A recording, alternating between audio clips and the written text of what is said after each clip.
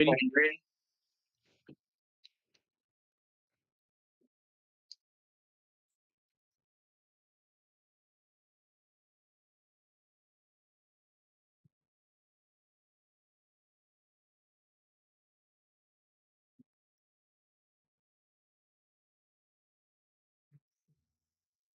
Yeah.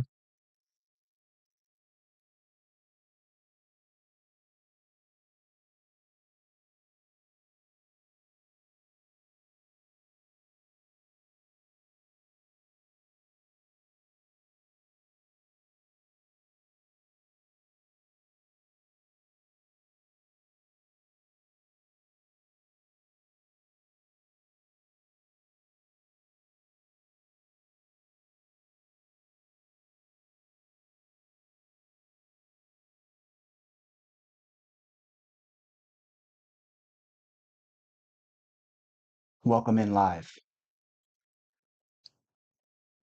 Folks, tonight I have one question. Have you ever reached a point in life and had the thought, why does it feel like I always have to start over? Like you're tired of rebuilding yourself again and again. On tonight, I'm joined with a guest. Her name is Rugsby, and she knows this feeling deeply.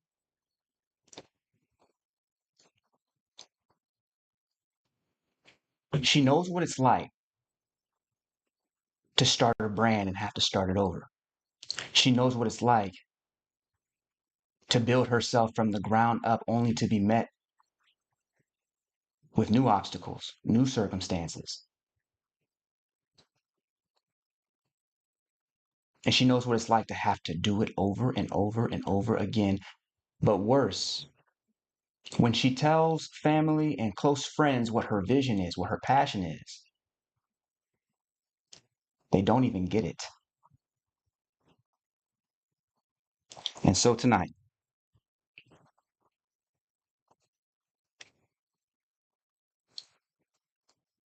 we are not here for a fix. We are here for a breakthrough.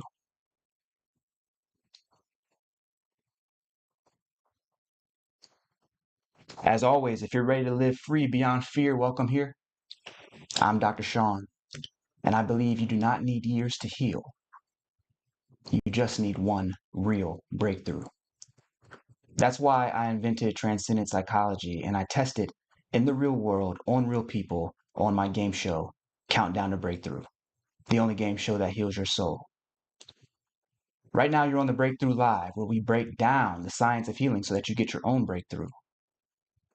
Live. On tonight's show, I'm joined by Rugsby, who talks about that feeling of having yes to rebuild herself over and over again, having yes to share these visions with family and friends only for them not to get it, and remembering that feeling of feeling minimized as a tightness in the chest. And so right now what I want to do is jump straight on over to my conversation with Rugsby. We're going to begin and I'm going to go ahead and dial her in.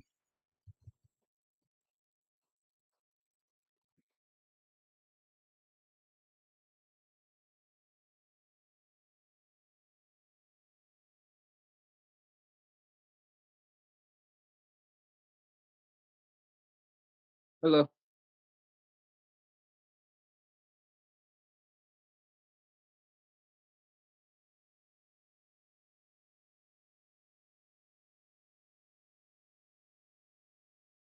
Mic check, mic check.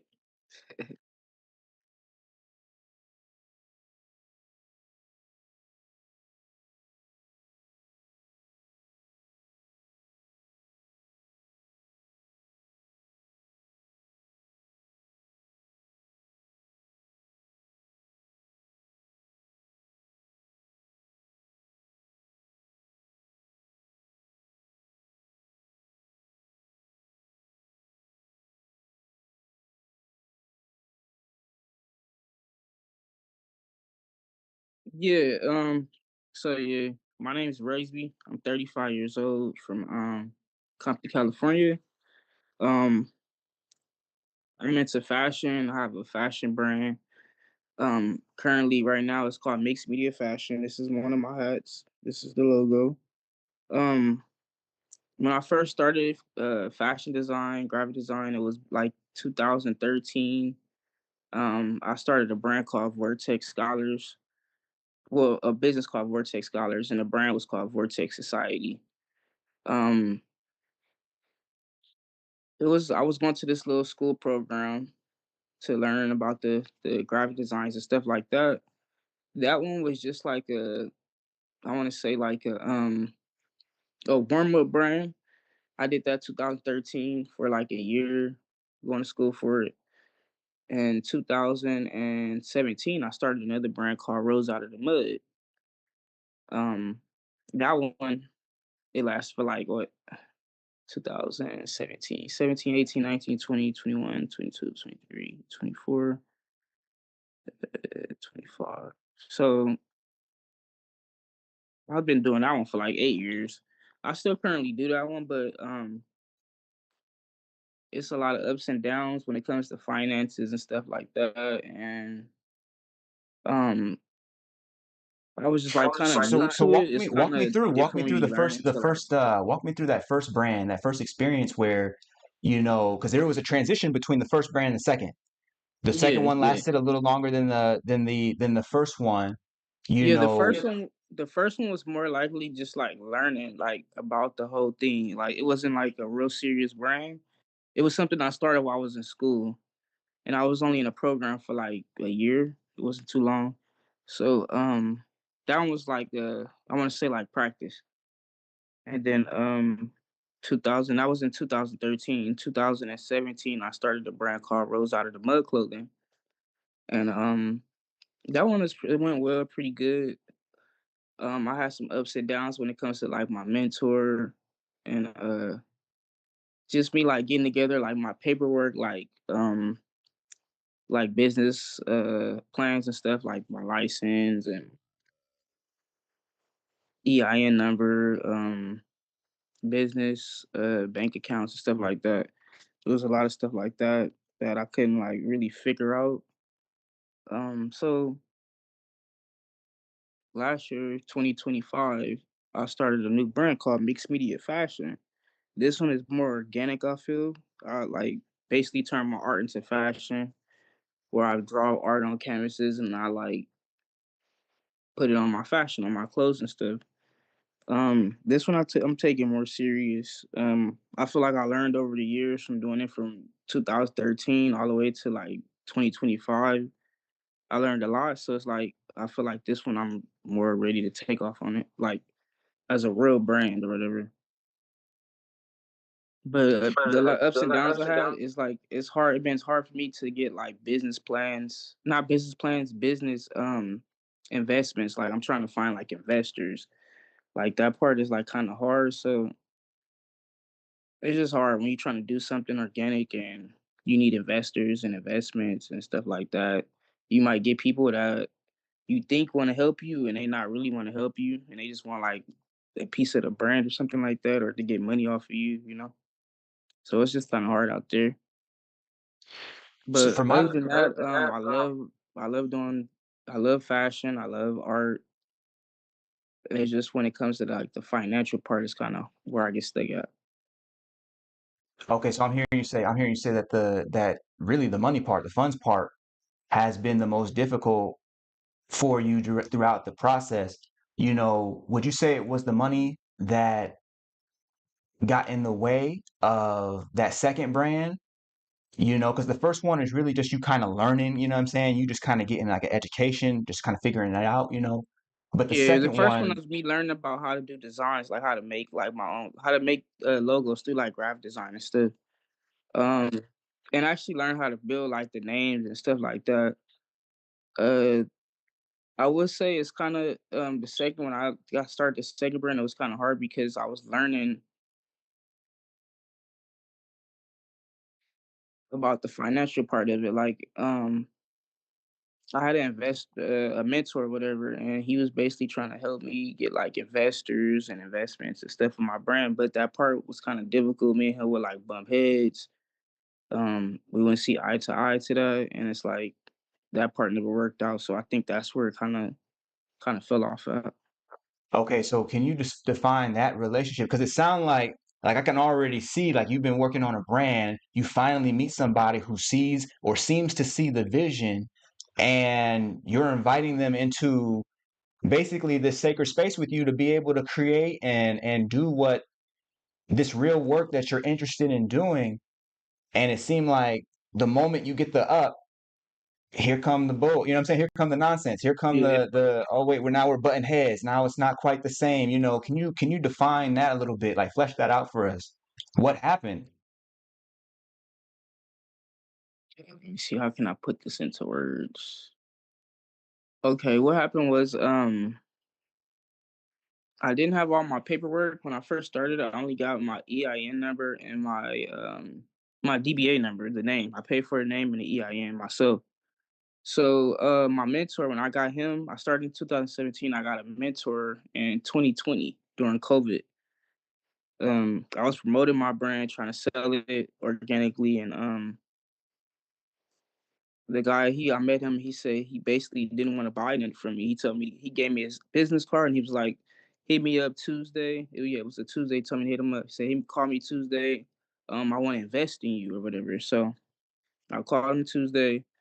Um, Basically we had a conversation about the business, investments and stuff like that. We started off with like a little small investment, I think like $500 or something like that. And we went downtown to Fashion District, buy some T-shirts and stuff to sell. That went well. The thing was,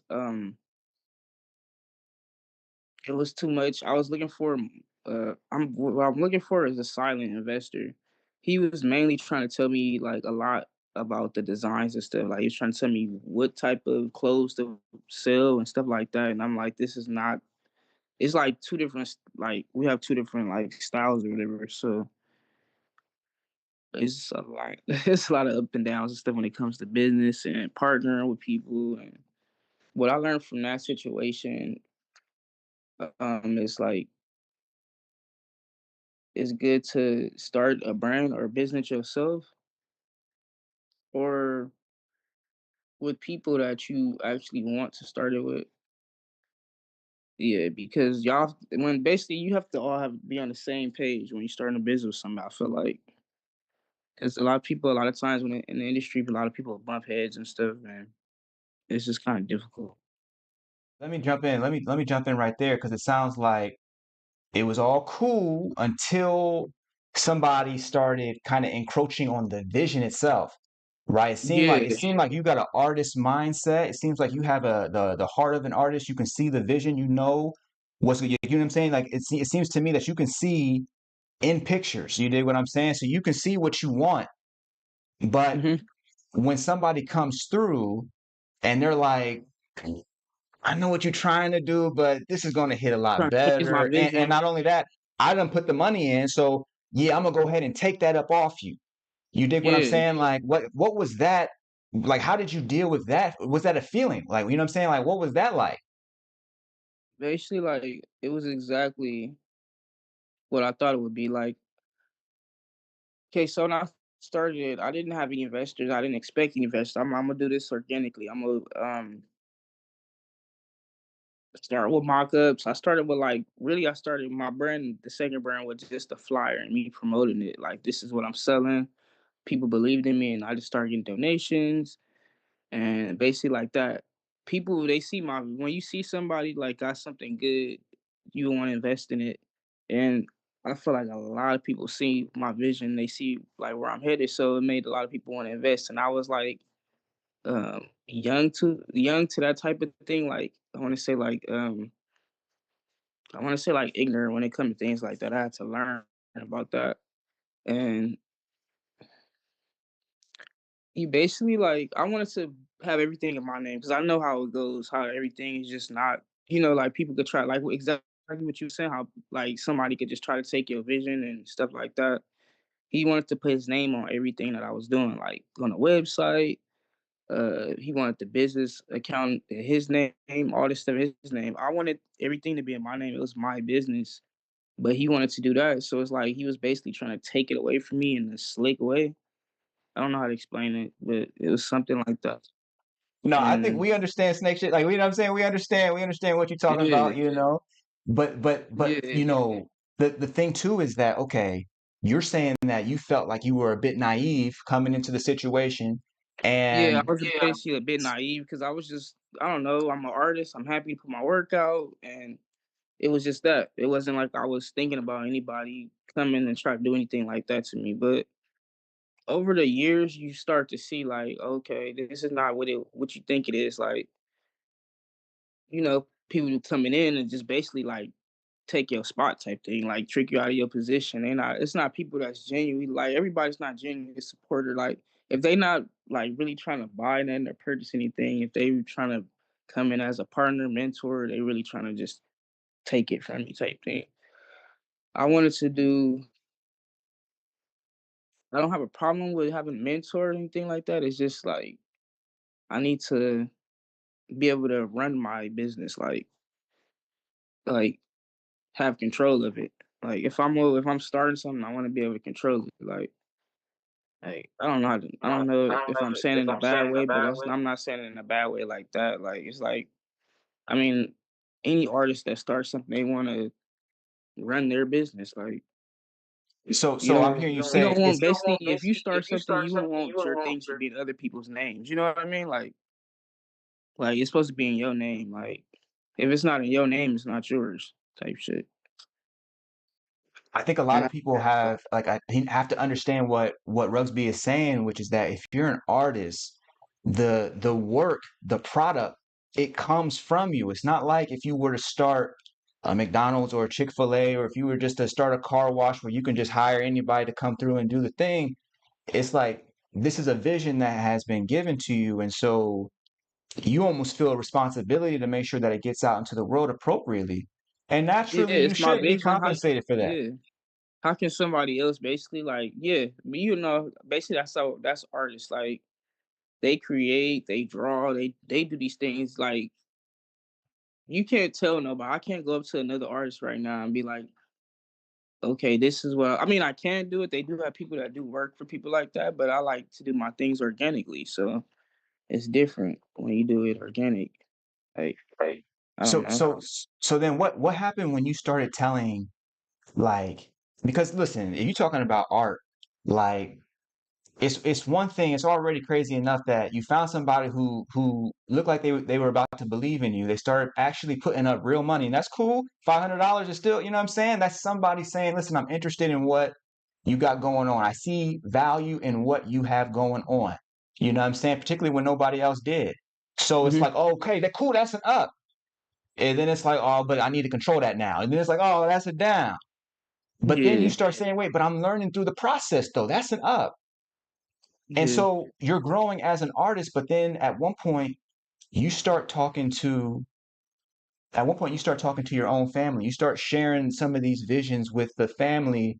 What was that like? You know what I'm saying? Like like people can see that you're building a brand. They can Hmm. see that you're doing certain things, but what was it like when you took these same visions and you started sharing them with the people closest to you? Um, basically, like it's like they supported it. They my family supportive when it comes to the branding and stuff like that. It's just like it was just the incident when like my mentor like when you have a brand or business you when you're looking for an investor you that's what you're looking for an investor. You're not looking for the investor to be a partner or whatever. The investor was more likely trying to be my partner and put his name on all my stuff instead of being the investor. It's two different things.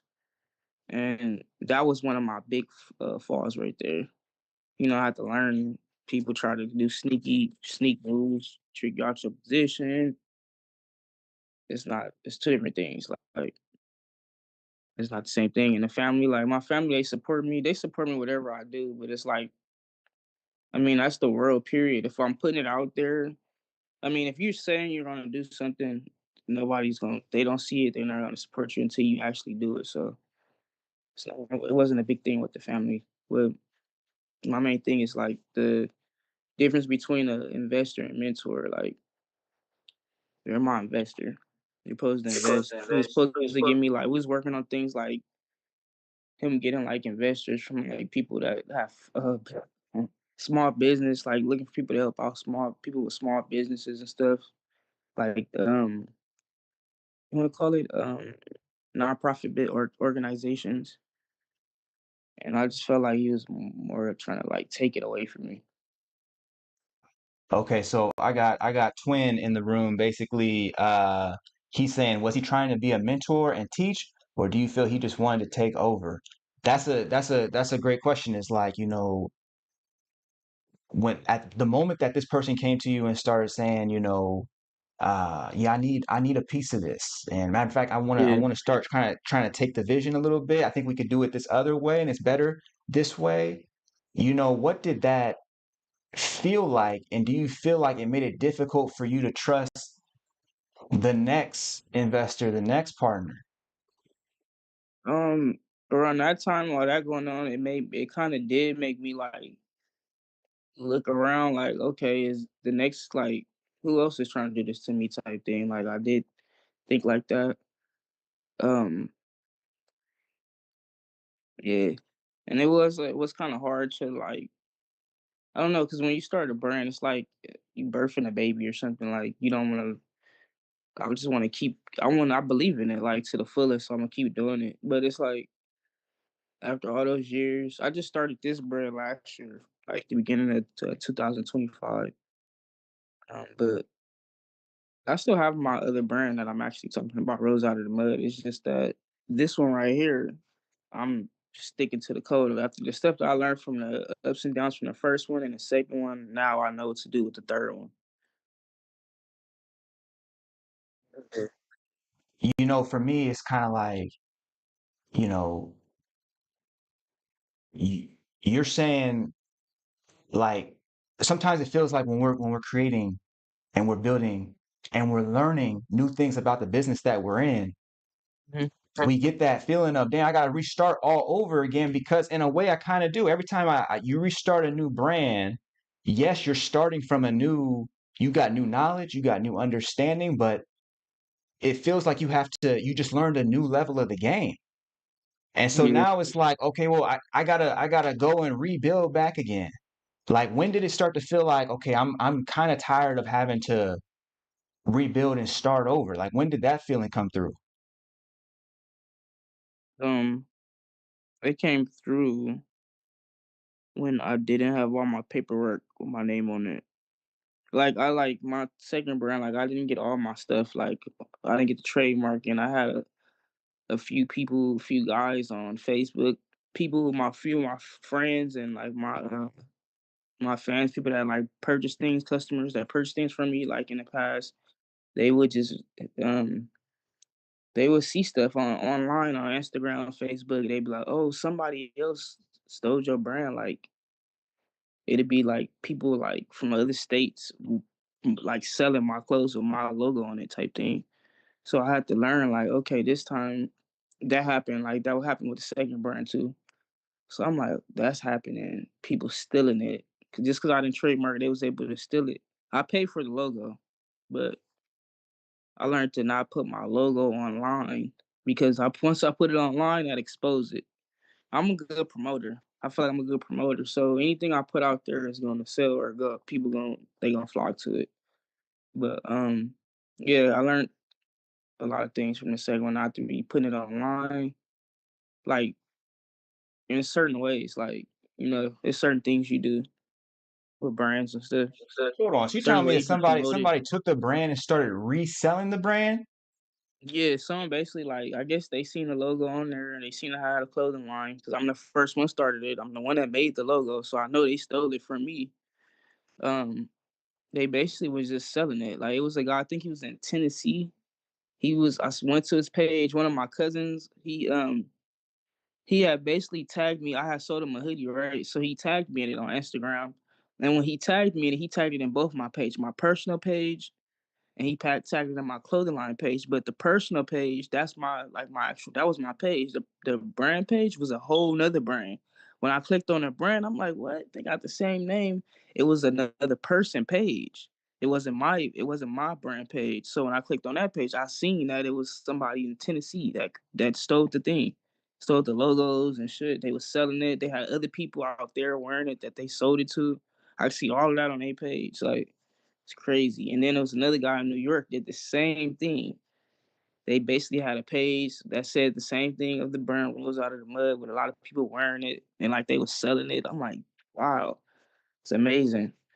But yeah, it's crazy. Well, I mean, I'm sorry, I gotta jump in here real quick. On one level, it's like I'm just trying to put myself back where you were because it's kind of like, you know, at that time, It's basically me not on one having level, control of it. flattery is the I best. You know what I'm saying? That imitation is the best form of flattery. You feel me? So it's kind of like that's cool. It's better when I can participate in the upside of what I created. You feel me? And so it's kind of Yeah, like yeah, you're. yeah. I didn't have a hold on it. Like, okay, I created something.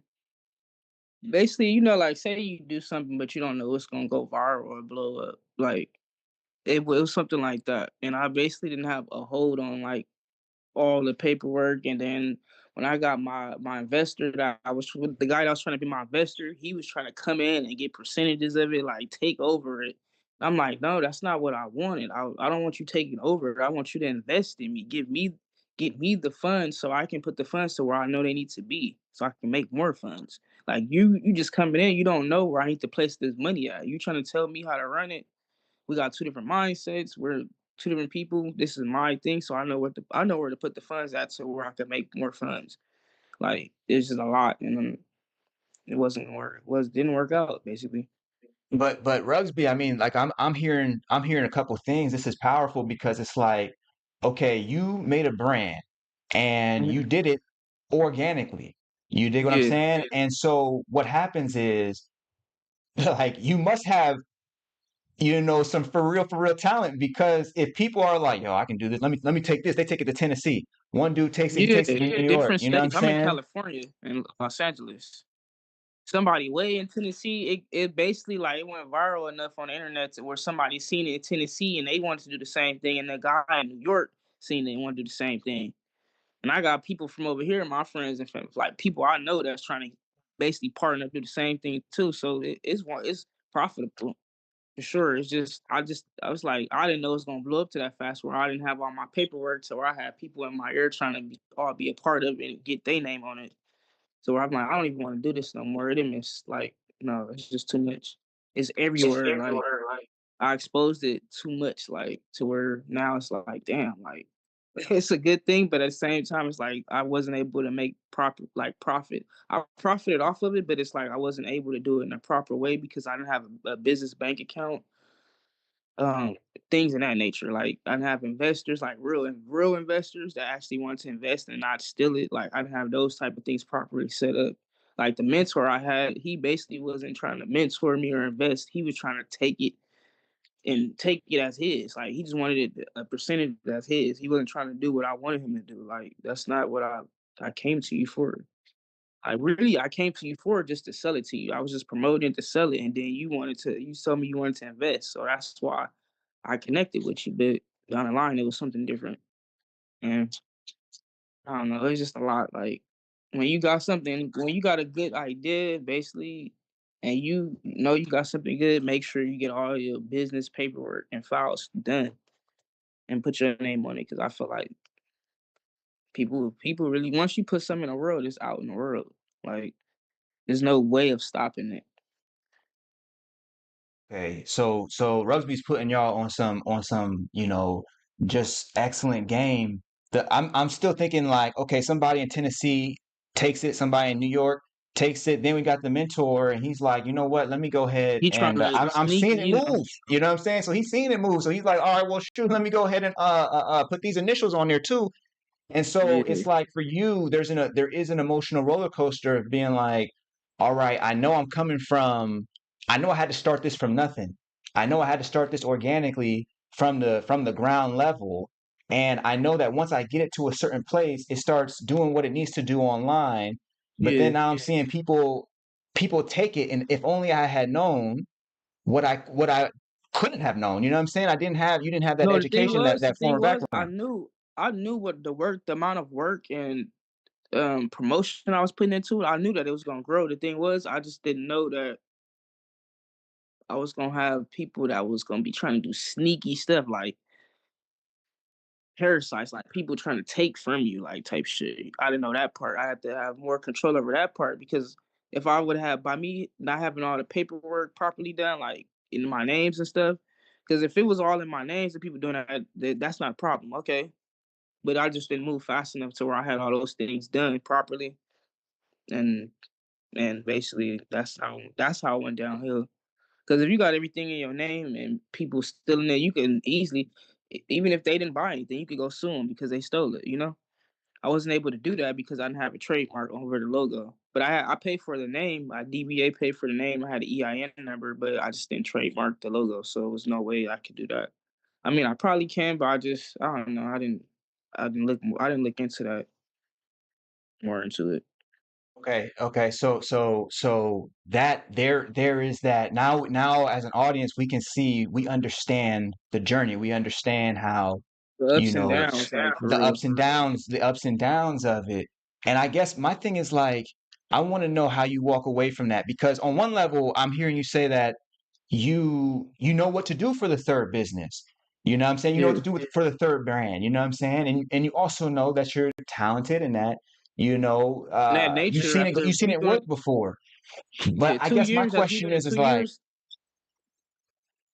my question is what is it that still remains? You dig what I'm saying? Like, because ain't no way I'm coming out of that position still trusting folks the same way. Ain't no way I'm coming out of that situation, you know, thinking that, a lot of us would be thinking, oh, dang, that was my one chance. Can it happen yeah. again? You feel me? And so I'm like, what about that situation remains? What is the sort of, um, the negative feeling, the negative taste in your mouth that sort of is still here? You know what I'm saying? Even though you left it in the past, you left the situation, you're on to the next. There's no way that situation didn't affect you in some way. I mean, what affected me because of the brand. When you building a brand, you building it, so it's like okay, that's gonna affect you because when you build something, you're building it. So if you stop, it's like you're tearing it down. Like I mean, what's keeping me going is my drive. Like I feel like that's the reason why everybody can buy it is because I started it. It's my drive. Like if I didn't have the drive to do it, it would never happen anyway. So it's not about the brand itself. It is about the brand because I'm building it, but the main thing is me, my drive. Like can't nobody take the drive away from me. The hustle drive that I'm always push. So I can build any brand up. If I have the drive to get behind it and push it, it's gonna go. So that's the reason why I'm like, okay, I can. I mean, I started getting more into art over the years, like me being more creative with different like art. Like when I first started the first brand, I didn't actually make the logo myself. I paid somebody for the logo.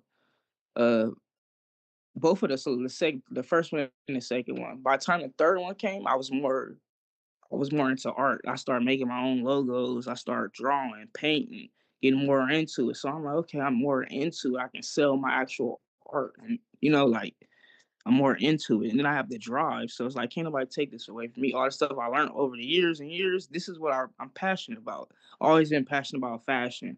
Like, that's my passion. Everybody knows that. So it's like, okay, that's something you can't tell you. I could not have a brand today and still just love fashion, like, just love getting dressed. The whole reason why I started a brand is because I will buy clothes, go shopping, wear my clothes, swag it out, and people want to buy what I have on. Like they be like, Resby, let me buy that from you. Let me trade that from you. The stuff that I'm wearing, my shoes I'm wearing, everything I'm wearing, they want to buy it. What I have on. So I'm like, okay, I'm on to something. Maybe I should start a brand since they want to buy what I have on. If I create something and put it on, maybe they're going to buy that. And I did that, and it happened. That's the reason why I did it. My question is like, Basically what? just selling my swag. Like it's not even about the brand. It's just me selling my swag. I feel my style. Like so, it's always gonna be. I can always do this. I feel. But when you What got a right brand, now? a name behind something, and you building it, that takes time. Like so, it's. It's different. It's different. What would you say, Rusby, is what right now is the biggest issue? You know what I'm saying? Like, what's the biggest problem right now for you? Right now, the biggest problem is always it's the same problem. Um, I just started last year, but I did like a couple fashion shows last year. I've been like promoting it right now because I'm starting from scratch. So I've been promoting it slowly, like just trying to get the name out there and the logos, the like the art scene and stuff like that. So my now I'm just basically trying to get an investor to so I can put some money behind it and just make it blow. But I want to But do it how the do I right do way the this right time. this I know time? what I know what an investor the difference between an investor and a snake. I know what the difference is. So now I can find exactly what I want, put the money to where I want, and do things differently. Now I have a bank account. I'm in a better position. So I'm just trying to find investors so I can just get it going. So you got. I guess my other question is like, you know, for you right now, if there was one thing that feels like it's still standing in the way, like one thing that Hmm. you wish you could let go of, but just can't seem to right now, what is that Hmm. one thing? That I can't seem to let go of. You said something that like that's in my way. Yeah, I'm asking for one thing that is in the way, something that deep down you still can't let go of. Like you want to let go of it, but you just can't. Not right now. Like what is that one thing? The one thing I can't let go of. Hmm. I guess looking for an investor. I mean, I really don't need an investor because I do sell. I have like I was telling you, I have friends that ask me if I want to do like fashion shows with them or pop-up shops and stuff. So when I'm able to do that, when I'm not busy like doing my own personal thing, I can get into that. It just it takes more time to um it takes more time when you're doing it like that because you might not just need a little bit more leverage for like products and stuff like that so I can have them on um like on display instead of like being like a person that's selling like on demand, like print on demand or something like that. I can have all the products like I want to have like basically like thousands of products waiting instead of because people I know I can sell it. It's just like when I'm not able to sell it and promoting something and it kind of slows me down when I got to stop and make it and then sell it or whatever. It's not that It's not. bad. I guess I'm just it's not that bad because I got the whole blueprint in my head. I have everything I know I need to do. It's just like just basically getting it going. Just But basically getting an investor. what stands in the way of okay, so I'm hearing you say like it's the investor, it's And what's standing in the way you of know, that is just me having the right resources. I don't know who to go to. I don't know what to actually go to. It's taking time. Like that's what I'm learning over the years. I'm trying to like, and I've been thinking about going back to school for that type of things. I know when you're into art school and stuff like that, they got like assistants. Like so, I was talking to my dad about it. I was like, I need to go to art school because I know if I go there, I can get assistance. Because I started this from like street stuff. Well, I mean, I went to school for like what a year in 2013 for graphic design, and that's when I first started it. But after that, I've been doing it on my own. And at that time, oh yeah, another reason why I only did that for a year is because the mentor I had of the school, I feel like they knew. I feel like I don't know. I just feel like whatever I'm doing, I'm gonna be good at it. Like I know where it's gonna go. But sometimes people could see your vision too, and they could try to like get in on it, like or take it. I feel like the mentor, the lady that my teacher I was going to school for, she was trying to invest in it. I wanted to do it myself, work my way up to that. Like she wanted to like take half of it or something like that. I don't know. I just felt like that, and I wanna work up to it myself. I want to do it organically. You know, I want to find an investor, and if they want to invest, a solid investor, we can like do a percentage thing like that where I can sell and then give back, like do like what do you call it? Like work not the name of it. equity, sweat, basically like sweat equity. Yeah, Yeah. yeah, like like when you investor, basically they make like I sell something, they get a percentage back through every sale or something like that. Oh, I want okay. to do something like Royalties. that. I don't want nobody telling me like running my business. No, I can do it. I know what to do. It's just I haven't found that yet. So what happens if you don't find an investor? If somebody says, "Hey, look, Rugsby, I like what you do, but in order for me to come and invest, I'm gonna have to take ownership. Or I'm gonna have to take all of it, basically. I'm gonna have to take ownership of it. We're gonna have to do it my way." You feel me? Like, what if an investor says there's not enough traction, there's not enough sales, there's not enough, you know what I'm saying? Like, what happens if that We can investor look don't at come the through? plan. Like if they have a good business plan and they plan, and I see that the plan is gonna get the numbers up or whatever, and maybe we could work at it. But the investor I had, the mentor I had, it wasn't like that. The people I had, it wasn't like that. I was doing all the work. I'm doing all of the work, literally all the work. So it's like, no, I haven't seen nobody that can actually step up to put in the work I'm putting in. I haven't met that yet, but if I do, then that's a good thing. I mean, Okay, things so take time. I got faith in it, so it's just like I have my ups and downs. Like you said, this is an up and down thing, roller coaster. So it's not like a thing I do. Like I'll be pushing it. I've been pushing it for a long time, but it's like I have other things in my life and relationship problems. So it's like when I'm doing it, I could be doing it for a whole year straight, and then I could stop doing it for like a few months or something like that. No matter what, I'm always promoting it, but I'm not always having fashion shows or pop up shops or something. So it takes kind of longer when you're doing it like that. so my thing is this, we're talking for a reason, you know what I'm saying? We're on the call tonight for a reason. And Mhm. so at the end of the day, I want you to get served. You know what I'm saying? I want something to I want you to come, be able to take something away. And, so I'm looking for that one thing. If you can tell me right now, I'm looking for that one thing that is still hurting. You dig what I'm saying? Because on one level, I'm hearing you say, "Oh, well, shoot, Well, what's still I hurting went, I is went through this problem before, but now I'm cool. I went through this, but now I'm cool." But I can sense that there's a whole bunch of stuff going on underneath the cool. You know what I'm saying? And so I'm like, what's that one thing that if we could solve tonight, if we could fix tonight, life becomes mhm. 10 times better. And don't tell me money. Don't tell me about, I'm not trying to hear about a business, because a business we understand is a part of what you're making, but that's not who you are. So I'm like, what's the one thing that if we could wave a magic wand and make that emotion go away, that feeling go away, what would that feeling be? What's that negative sort of If we could spirit make that the feeling of me not, if me like, if I didn't care about not trusting people or not, like I feel like I just got trust issues and stuff like that. I get people in my ear sometimes, like telling me things about the business, like somebody's doing this or doing that. Like I was telling you earlier, like I had people telling me, they tagged me and they was saying that somebody was stealing it. And I looked and I actually seen somebody stealing it. If I can get past that feeling of people of not being able to trust, that trust feeling, like if I can trust, then that'd be the thing that I can get past. Like like every kid in the world, when you first born in this world, everybody trust everything. As a kid, a baby, you trust everything until something happens. Till you touch that fire, and then not to touch it no more. Okay, now I'm not gonna trust to touch it or trust to do anything. Once you get bit, then you know not to do it or trust it. Basically, just being able to just be free and not care about anything. I mean, that's basically how everybody. I think everybody would feel like that. Just being free, like being free of the fear of like losing something.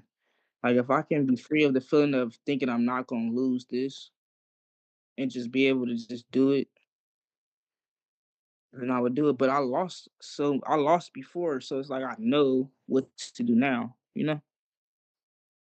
okay, so that's the part that I want to If I could be that's the the part way that I I want was to when I really first focus on. started it, like Yeah, just because you said some basically, powerful things that, like, when you're a kid, you basically trust everything.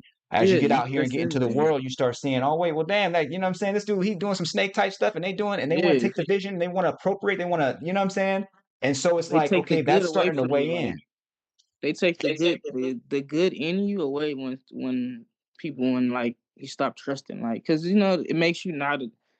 I don't know. You just the uptight person. You be like paranoid more. When you just free the world, it's better to be like that. Like So I'm with you. I'm with you. And I hear Felicity right now in the chat is saying do you feel like you have an abundance mindset, or do you find yourself worrying about money for your business sometimes? Um, you know what I'm Yeah, saying? to me, It sounds like to me that there's a sense of, you know, you know how precious the gift you've been given is. This ability to see things that don't yet exist and be able to create them so that they become gifts to other people. You know what I'm saying? And so you've got this superpower, yeah, and the deal is that somebody else can, you're saying that you're experiencing trust issues because to you, you know that that power is sacred. So for yeah, somebody else to come through and start trying to bend and twist it and manipulate and try and profit manipulated. off of it, even at your expense, that's a problem. You know what I'm saying? That feels like Yeah, a divine violation in a sense. And so I'm hearing you say that it starts to take the good out of you when you shut down your heart and you can no longer trust somebody else. You can't really trust that, the next investor, the next business partner. You want a contract that's so airtight that you're not even thinking about trusting. You know what I'm saying? But what happens is you stop seeing the human, you start thinking about the contract. Okay, well, what can I get? I want to make sure he don't take my idea. I want to make sure he don't my IP is protected. I want to make sure, and at a point, it stops being just about business, and that kind of trust issue can seep over into relationship. It can seep yeah, over into, you know what I'm saying, spouse, brother, sister, you know what I'm saying? Like, because yeah. that trust issue can become corrosive. And so tonight, let's handle that. That seems to be the core part, because what I'm really hearing you say is that there's this trust component, that if you could just remove it, if you could just trust that there was something special and sacred moving through, and you could just kind of let things kind of fall into place Kind of, to without be being, honest. you ain't gonna be silly with it. You know what I'm Yeah. saying? But what I'm saying is you're removing, essentially, you're talking about removing fear, right? The Hmm. fear that somebody's going to misuse you, that somebody's going to misguide you, or that somebody's going to smile up front while taking everything that you got, you know what I'm saying, the moment you turn around. Yeah. And so what we do here is we work with something I call conscious transformation technology. So what we're going to do is basically a small exercise. At the end of it, we'll check back in, but this will be brief. But what I want to do is I want to work with that sense of fear, because I know Hmm. the people in the chat can feel that. They understand what that feels like, to feel like somebody is plotting and scheming on them, particularly in business. Yeah. We got people in the chat who own successful businesses right now. And when they're thinking about going to the next level, there's a certain level of growth that they're going to have to do. And so your story right now is allowing us to do that work, is allowing us to reach that next level together. Hmm. And so if you're with me, what I'll do, we'll go ahead and start. It's just a very, very brief exercise. It's like, do you do any, like, meditation or anything like that? Yeah, sometimes I do meditations. I like say my affirmations and like daily basis and stuff. Yeah. Cool, cool. So basically, we're gonna do something like that, Hmm. and at the end of it, we'll check back in. But if you're with me and you're ready, what I want to do is start going inside. Hmm. And so, if you're ready with me in the chat, feel free to join in. What I want to do is speak specifically to this feeling. I want to go back in and deal with this, because Rugsby's saying it's something that is within her, but it's also, we everybody here can feel that. We also know what it feels like in our own lives. Hmm. And so this is our opportunity to face it together. And so we thank Rugsby for being that person who is being willing to step up tonight and put a mirror up for the rest of us. Yeah. And so we're going to take this moment to go in And Rugsby, right now, if you'll close your eyes with me and take one deep breath, inhale in,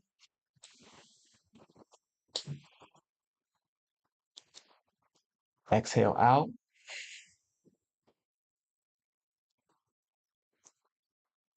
One more inhale in, inhale.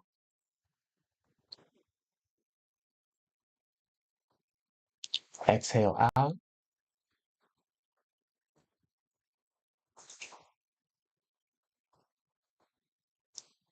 And at this time, eyes closed,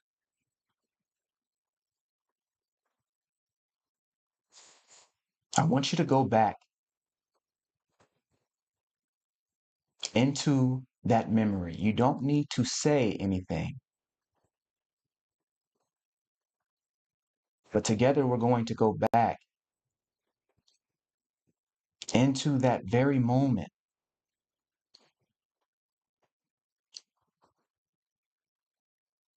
when the investor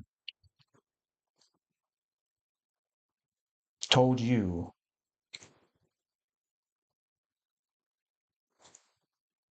that the vision was better if he led it.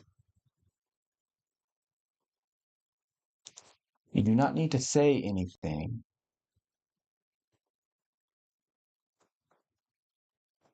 but in your mind's eye, picture the room that you were in,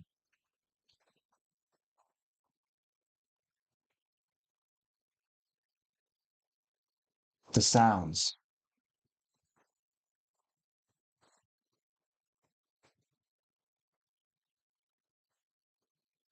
see the furniture, the desks, the chairs.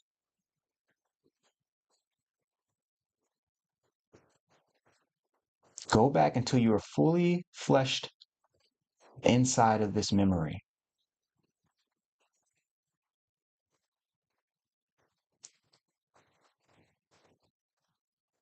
And as you recall that feeling that you got, that feeling of being betrayed, that feeling of being disrespected, that feeling that this person was trying to put their name on what you had established, on what you built, just recall that feeling, feel that tightness in the chest. We're going to work with that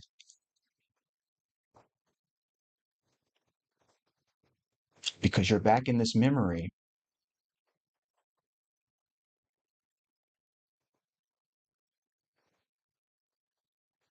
and you already know about Tennessee. You already know about New York. You've already beaten yourself up for not knowing more.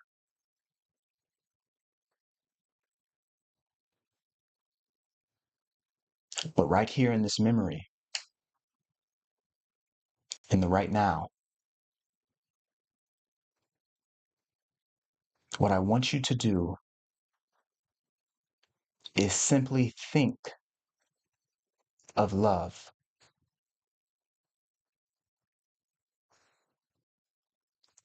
Right now, simply think of the feeling of love. Inside this memory, I want you to feel this young Rugsby, this younger Rugsby, in the heart of all of this mess. I want you to feel this young Rugsby all of a sudden feeling this glowing ball of white light inside of her chest. And this white light is love itself.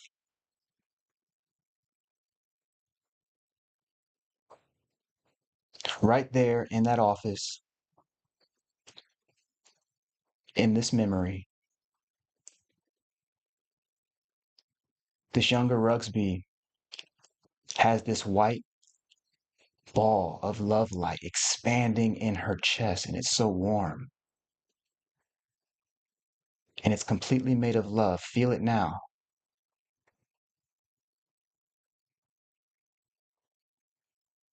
Feel love as if it were an energy field, a white ball of love light radiating inside of your chest.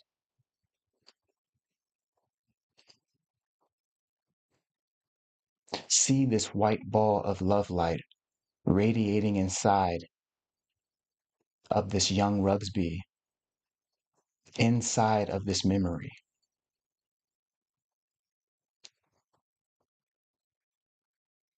Watch what it does.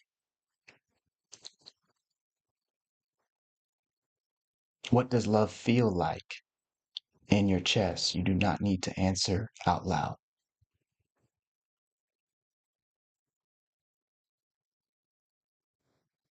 What does love feel like in this younger Rugsby's chest as it's radiating?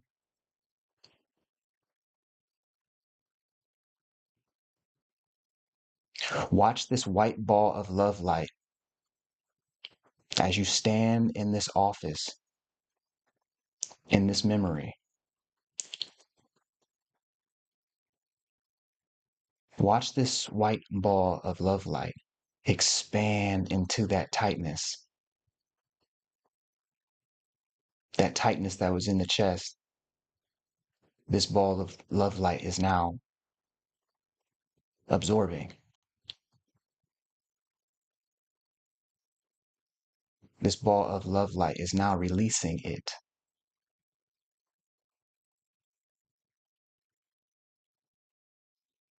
And in the place where there was tightness, there is now just love.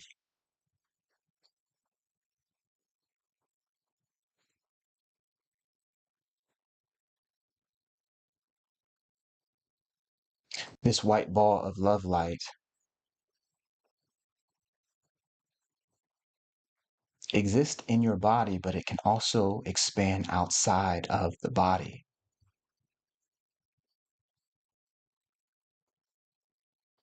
Watch this white ball of love light begin to fill the room in your memory. That means this white ball that is made of love itself is vibrating and rippling everywhere. The desk gets filled with love. The phone, the furniture, the decorations,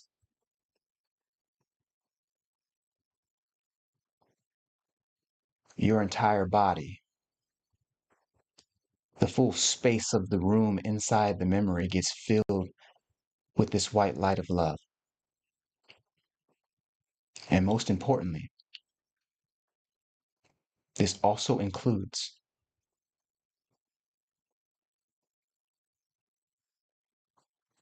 the one who was the investor, the man who was the investor. See this person, whether they were on the phone with you or in the room with you. See this person. They too get filled with this white light of love that is emanating from your chest.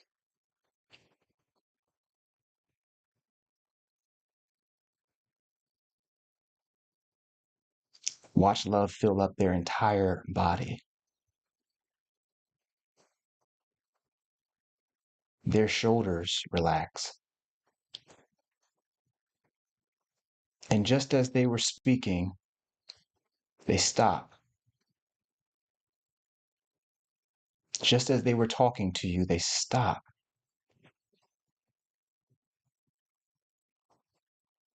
They fall silent. There's too much love moving through them now, and they know where it's coming from.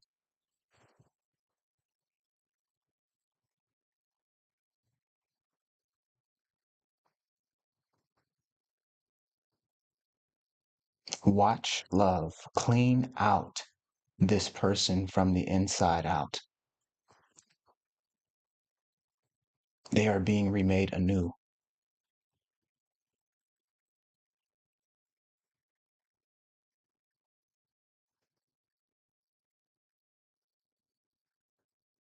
Watch their face soften.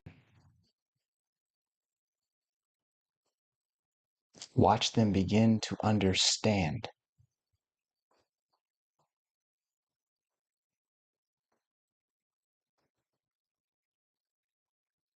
This white light of love pours through their entire body, just as it is poured through yours.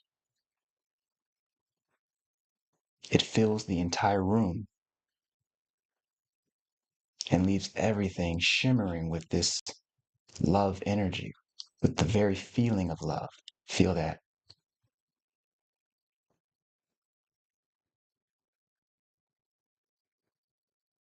This investor,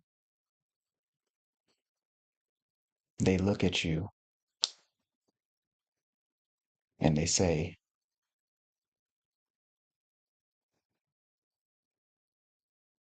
Ruxby, I'm sorry, but thank you for loving me.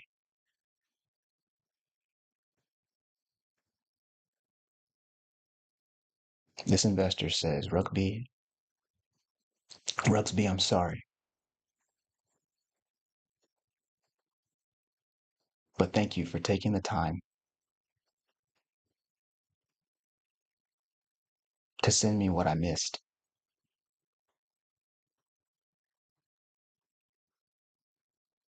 Thank you for sending this love.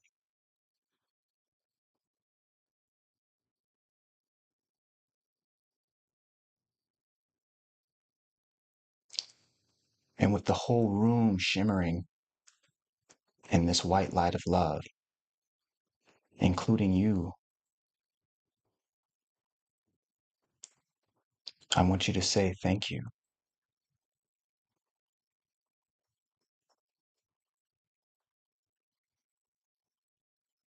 Thank you for this love that was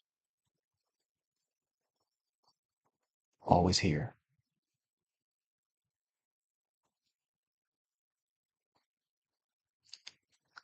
And with one inhale,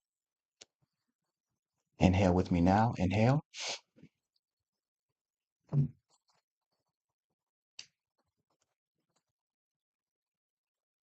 exhale.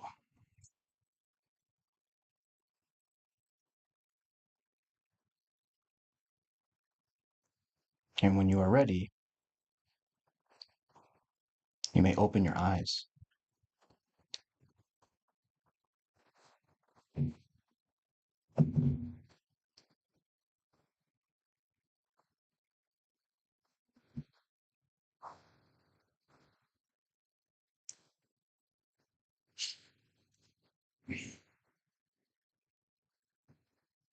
Oh,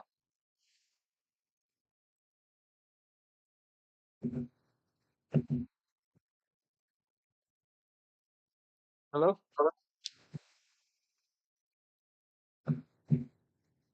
Okay, okay, excellent, excellent, excellent.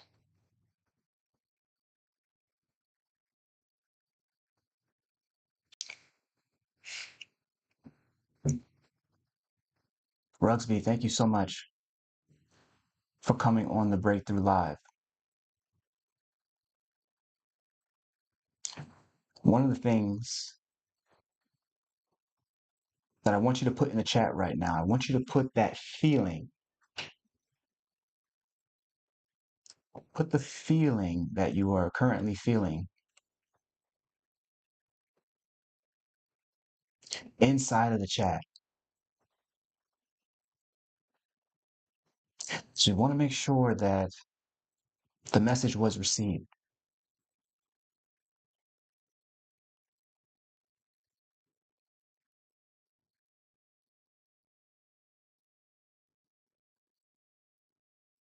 Hmm.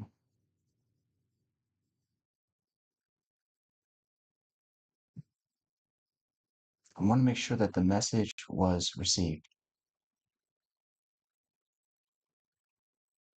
See, folks, a lot of times we're carrying all of this anger, this baggage, this aggression quietly toward other people because of something that we think they did wrong.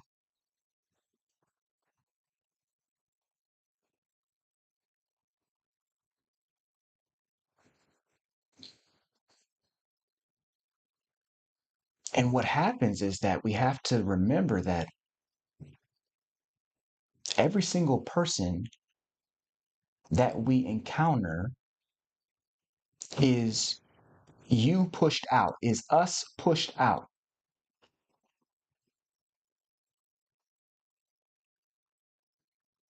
That in its own way, the brokenness inside of us attracts a complementary brokenness in the people that we meet.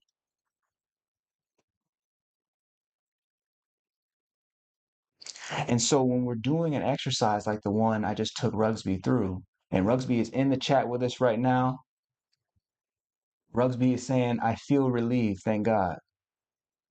Absolutely. It's one of those exercises that if we are vulnerable enough, if we are open enough, it completely transforms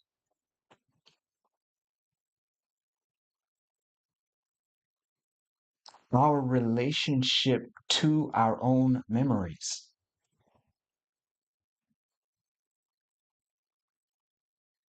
Because ultimately, for Rugsby and for us here,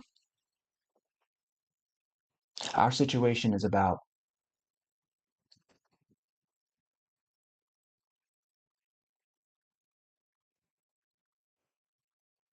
yes, putting proper protocols in place,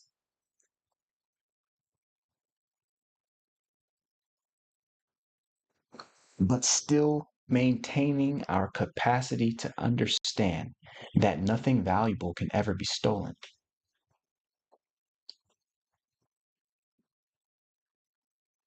That what is truly valuable can never be stolen.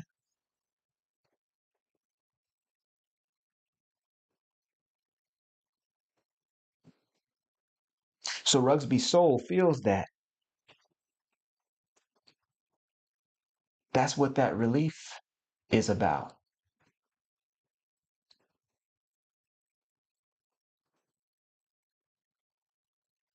That's what that relief is about. Rugsby saying, thank you. Thank you, Rugsby, for holding up this mirror. Because how many people in here needed to hear that we only have a trust issue when we subtly believe that we can be stolen from, that what is actually precious and valuable about us can be stolen from, can be taken. But guess what? Did we have to go to the store in order to purchase love before we got on the call tonight? So that we could pull it out and use it as a tool? Did we have to do that? Did we have to do a bunch of networking and polling and grinding? Did we need a whole bunch of hustle?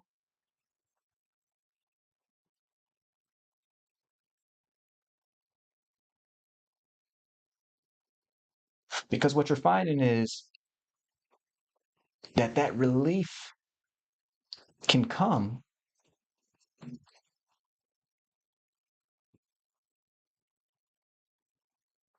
because that relief came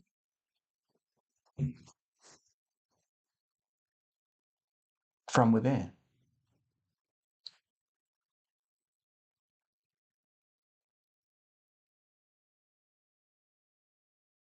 So this is a powerful point. And as you know, We need to break this down. So check it out.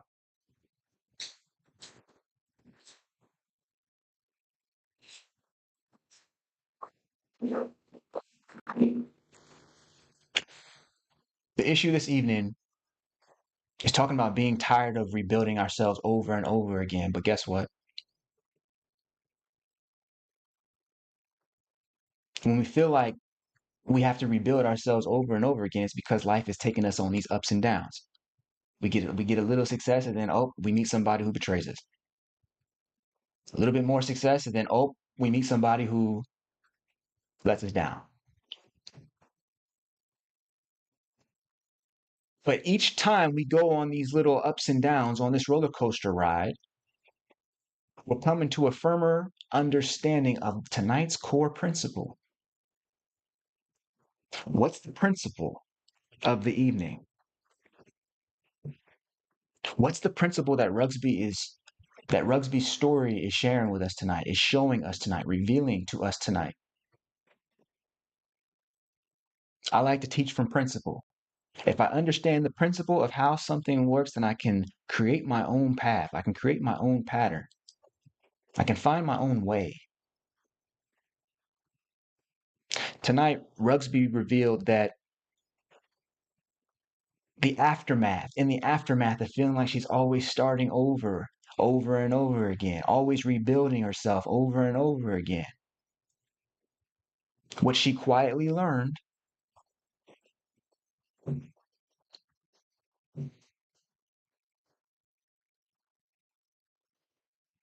was that she couldn't trust other people, which meant that she quietly believed that she had something sacred that could be stolen. She couldn't trust other people because they might steal, which means that there's a quiet belief that that which is truly valuable to her, that which is most potent, that she worked so hard for, that is divinely sacred,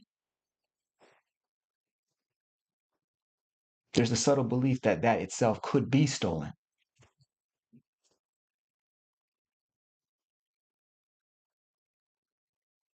But by the end of the exercise, as I go in and I use the kit, remember, kits are conscious transformation technologies, our ability to consciously transform our experience of life using the tools or technologies that I literally just took Rugsby through. I'm in it with her and I'm experiencing this principle step forward. The principle is this.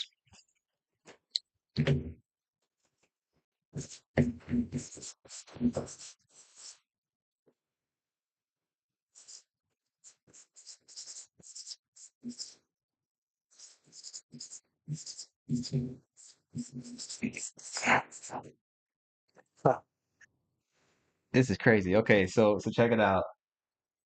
Check it out. I'm gonna show you what I just put down in just a second. But what's crazy, remember last week I showed y'all the breakthrough binder is what I think I called it. And yo, this is so crazy. So today's the 25th, but I was up at 6 a.m.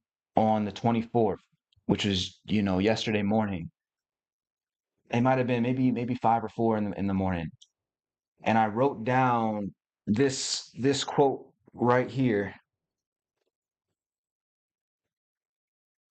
I don't know if y'all can even read that. I'll just read it for you. It just is this tonight's my first night meeting Rugsby, but this just popped up. It says, "You cannot steal what is truly valuable."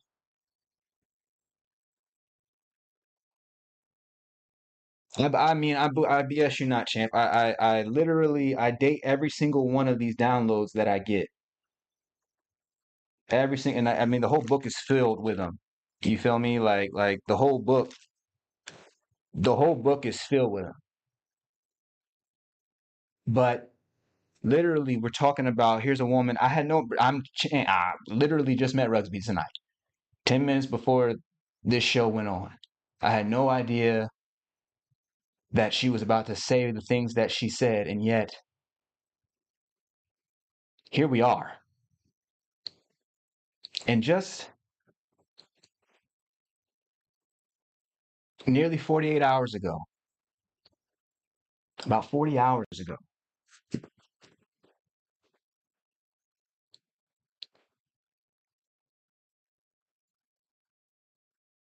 I wrote down, "You cannot steal what is truly valuable." See, Rugsby was going through a situation where she had people taking advantage of her. She had people looking to steal her brand. Cats in Tennessee, cats in New York. Somebody sees the traction and they like, oh shoot, let me go ahead and jump up on it too. You know what I'm saying? Yeah, I'll go ahead and give you this 5. But we're gonna need to curtail the vision. We're gonna need to make it this way. We're gonna need to make it that way. You know what I'm saying? And she feels like, wait, I'm an artist. I have to stay in control. I have to continue to do what's necessary. I can't do that if you co-opt. I can't do that if you steal. So she feels like she's having to rebuild because there's a little bit, oh, I finally meet somebody who believes in me. Now they're trying to steal from what? I finally start getting traction. Now people stealing in Tennessee. I'm in LA.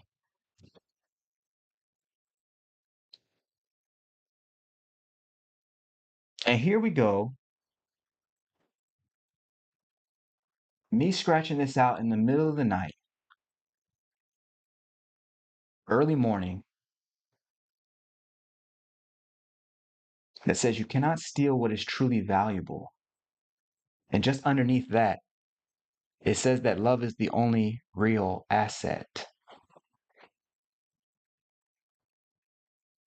It says you cannot steal what is truly valuable.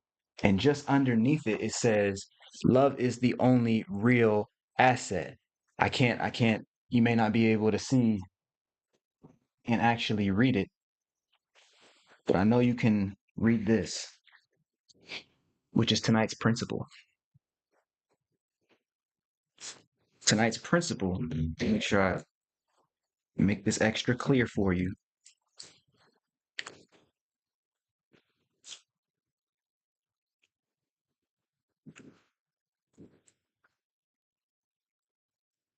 Nothing truly valuable can be stolen. If we understand tonight's principle, that nothing truly valuable can be stolen, oh boy, you cannot steal what is truly valuable. This is the download that I got from consciousness the other night. This is what spirit is giving me the other night. I keep saying night. I know it was morning, but you know what I'm saying? I was waking up and I do not be up that early. So,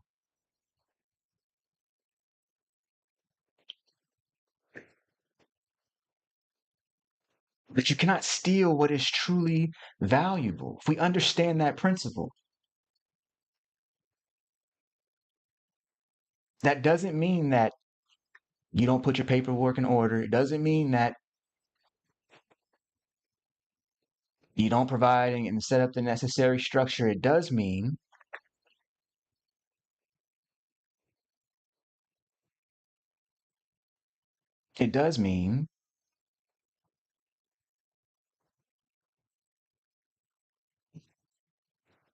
that you redirect the sense of value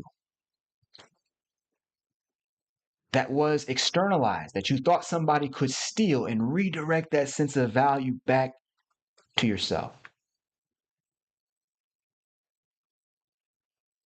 back to that sacred space, back to the God within you.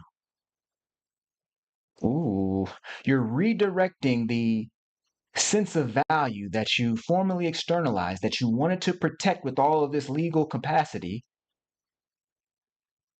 with the lawyers and all the structuring and all the LLs. Like, okay, you wanted to protect it because you believed that it was external. But what I'm suggesting for you is that the value is actually internal, that your value cannot be stolen. that nothing of true value can be stolen.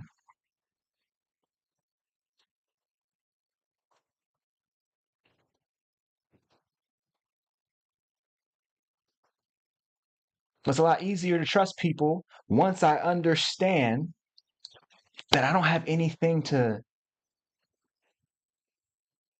don't need to psychologically try and guard myself.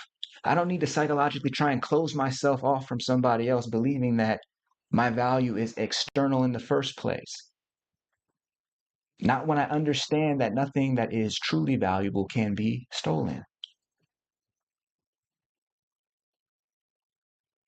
And we know that what is truly valuable is that love experience that we just took Rugsby through.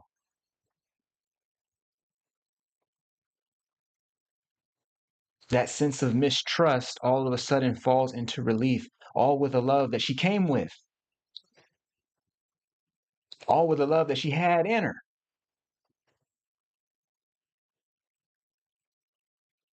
Did you hear her talk about her brands?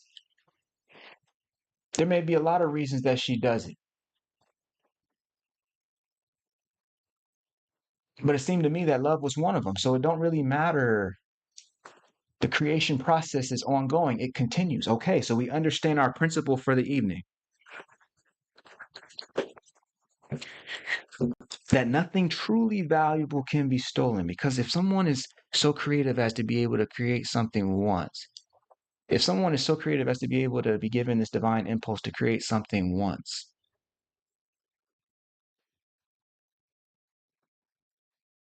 can they do it again?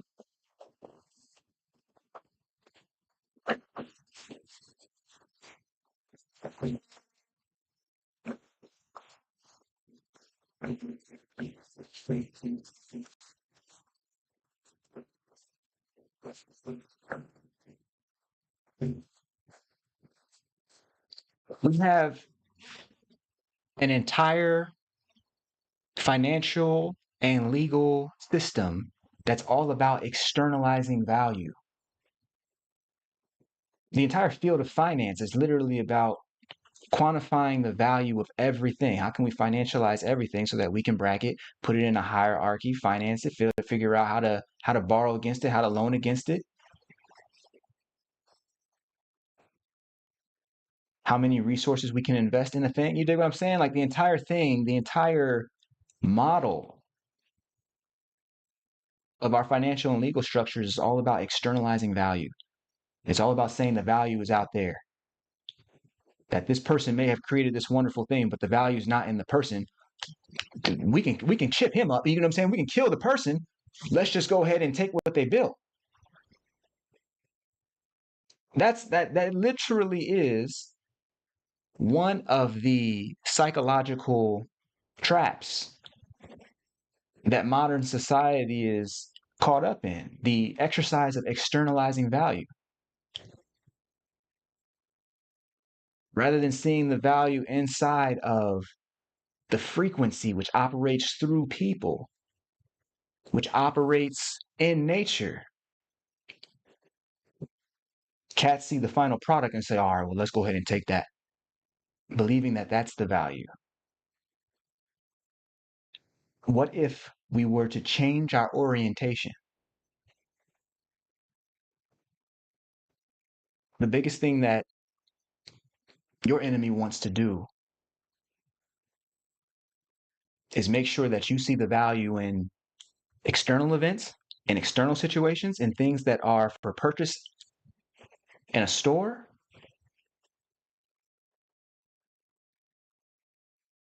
rather than seeing the value in yourself and in your people.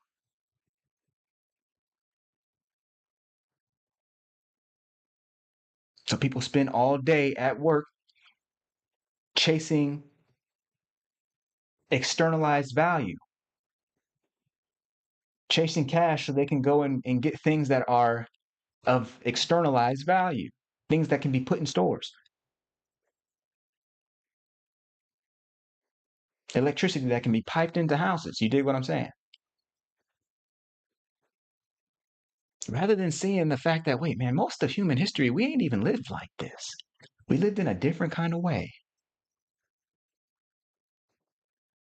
And that perhaps the value that we were giving to the world and to its things, perhaps that value was itself borrowed value. It's value that comes from, it's value that comes from us. It's value that we're placing onto objects, which means that were we to step back, we would see that nothing truly valuable can be stolen. And so that's our principle for the evening. Let's get to the pattern. What's the pattern for tonight? So we see the principle, nothing truly valuable can be stolen, but what's the pattern? I like understanding pattern recognition. I like understanding what is the pattern behind a phenomenon, because once I see the pattern behind a phenomenon, I can interrupt that pattern. If I can interrupt that pattern, I can redirect that pattern, break that pattern, recreate that pattern. So I like to be able to see the pattern of things. So what's the pattern for the night? In other words, why did we get into a situation like this in the first place? Where we have a hard time trusting people, constantly feel like we're starting over,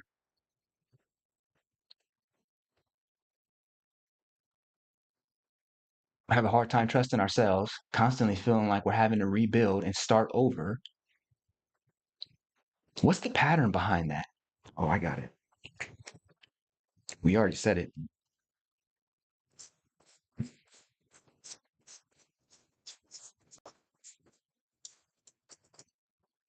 Oh.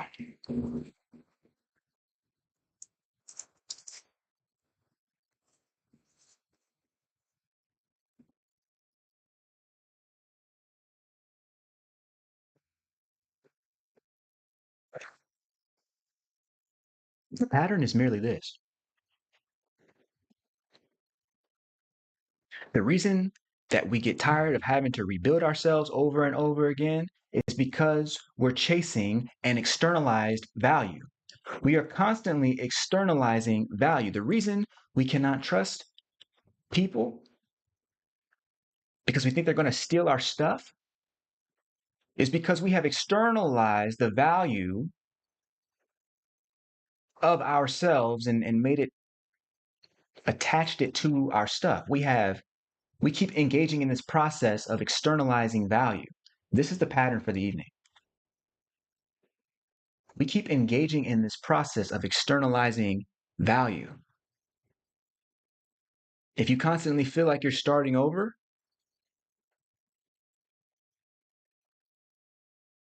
I wonder if it's because you are comparing yourself to a standard of value that exists outside of yourself, that exists outside of the divine matrix. I say that exists outside of God. And when I say God, I don't mean guy in the sky, I mean the basic basis of reality. I wonder if it's because you're chasing an object, a dream, because you think that it's going to give you more status, that's going to make you richer, and that somehow by being richer, having more finances, your life will be more valuable because you'll be able to afford more things. Why? Because you have externalized the value of life. You have externalized value from being internal to being inside of things. This is called the process of extraction or externalizing value, projecting this deep sense of worth onto objects as if now they have the worth. Even the phrase, okay, we're constantly having to rebuild ourselves. That feeling of having to rebuild yourself, where's that come from?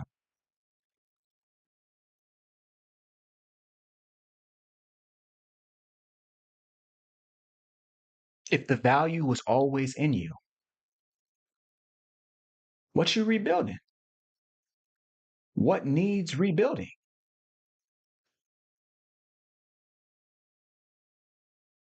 If the value is always in you, what needs the rebuilding? You might say, okay, well, I do still need to create this project. I still do need to create this business. I still didn't do that. But the problem isn't just in rebuilding. The problem is in feeling like you're tired of having to rebuild yourself over and over again. But you can only become tired of having to feel like you're rebuilding yourself over and over again if you are trapped in this pattern of externalizing value, of saying, okay, I'm at point A and I've been trying to get to point B, but I've been failing. Or I've been trying to get to point C, but it's not really working. You're placing a premium on these steps, and the premium starts and stays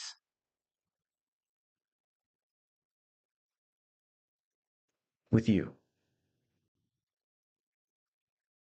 So you're placing a premium on these steps. I'm trying to, say I'm trying to do this, but then dang, this other thing happens over here, and now I got to get back up. We're placing a premium on these different goals, and when we don't hit them, we're externalizing value to these different goals, and when we don't hit them, damn. But if we would just remember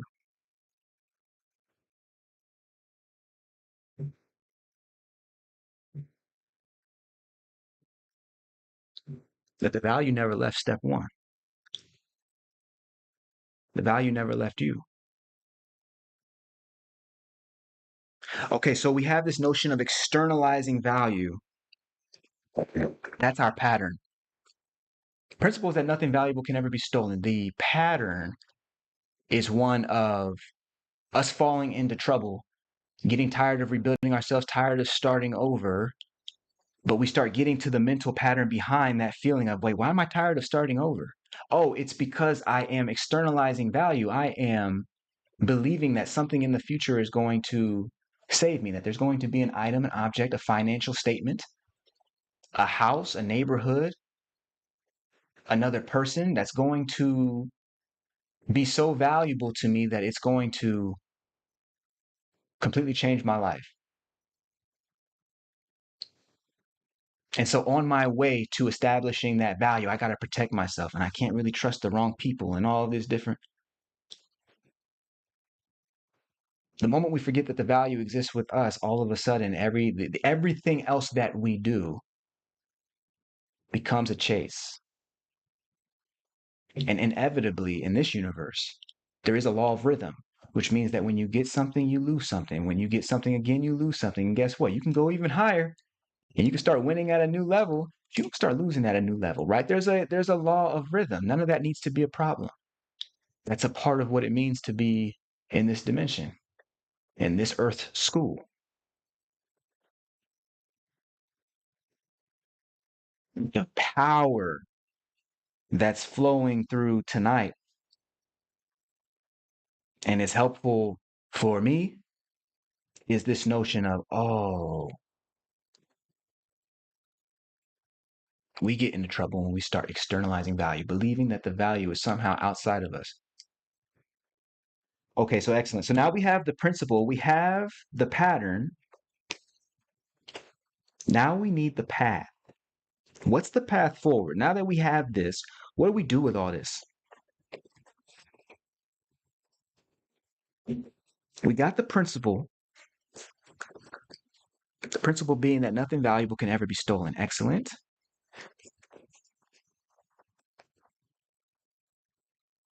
The pattern where we get into trouble is when we start externalizing value, giving value to objects, even to dreams and outcomes that actually, when that value actually belongs to us. Rugsby is the one who puts the life in the brand. When people get it and enjoy it, that puts the life in the brand, but the value is with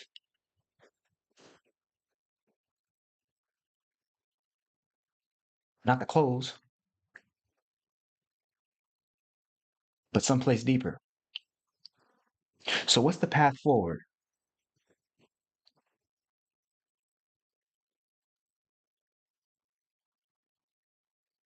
What's the path forward?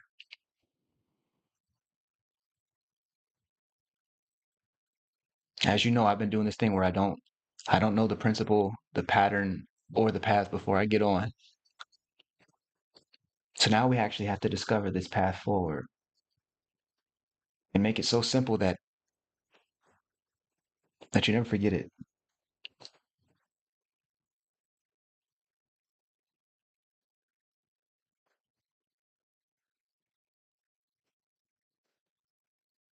Hmm. Okay. Okay.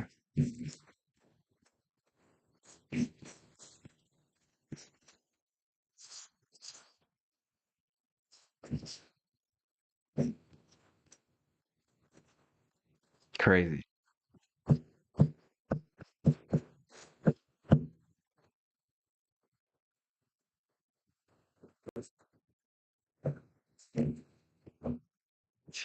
Okay, this is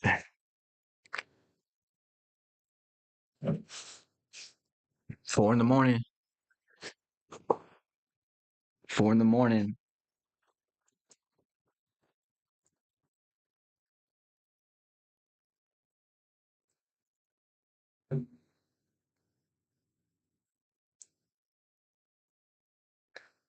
Love is the only real asset.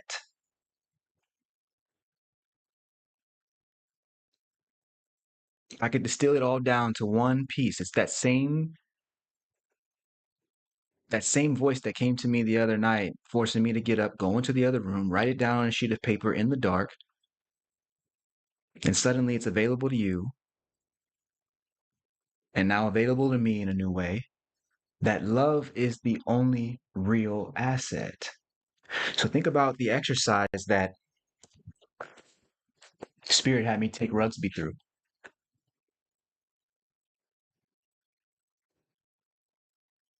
Think about that exercise. We're in a room, back in this memory, and this white light of love starts shimmering. It starts moving through.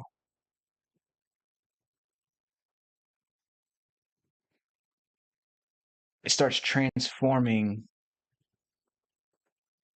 not just the memory, but Rugsby's relationship with the memory. Rugsby's relationship with this person who she previously saw as taking advantage of her. But more, we see that it was Rugsby's love for what she was doing that made people even vibe with her brand in the first place. You kept hearing her say, "Listen, I just love fashion. I just love fashion." It's like, man, she you better love it in order to be doing it for 8 years, 6 years. You know what I'm saying? Like, in order to put that kind of time in, it's something that clearly it won't leave her alone. But what I'm saying is that very impulse to create that comes from this love, that comes from this sense of, yeah, of course I would. This is the right thing for me to be doing at this right moment.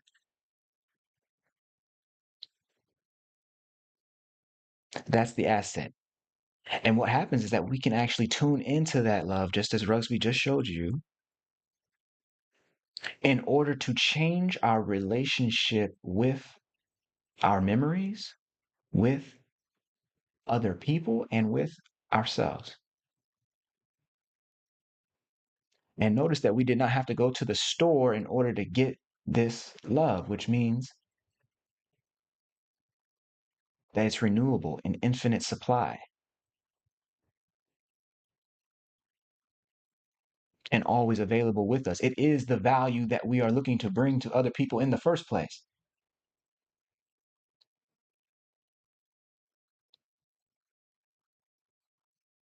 We don't want clothes made by machines. We want clothes made by somebody with a vision and who had the heart for bringing it forward. So you understand that this love is multimodal. It has us engaging in the right actions. It's fuel for engaging in the right action, and it is protection for helping us reorganize our relationship with our own memories, with other people, and with ourselves. For that reason, we say love is the only real asset. Love is the only real asset. And so when we put it together with our principle that nothing valuable can ever be stolen because that which is valuable is always with us. So if I understand that love is the only real asset, I have no need for externalizing value. I have no need for trying to point the value outside of myself.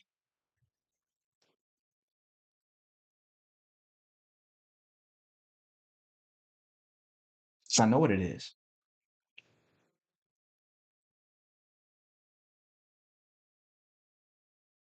Mm,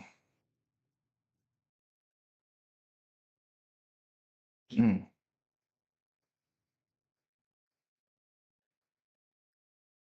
Somebody let me know you understand.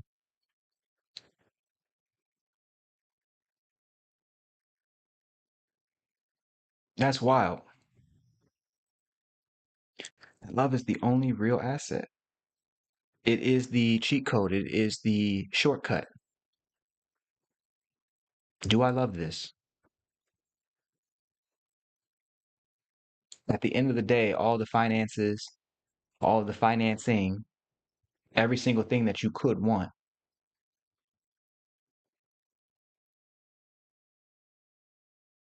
Twin saying, I understand. Twin saying, I understand. Excellent.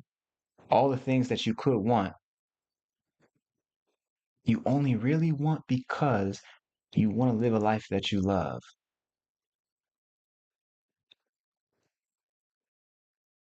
And so if we just understand that, then we don't have to get distracted by all the different paths that we think we're going to take in order to get to that final goodie. Recognizing, of course, that the love process is not something that we can externalize.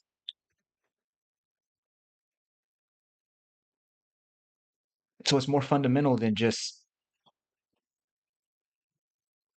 trying to get your legal game right, your finance game right. That's cool. That's necessary. That's fantastic. But what we're talking about is a deeper sense.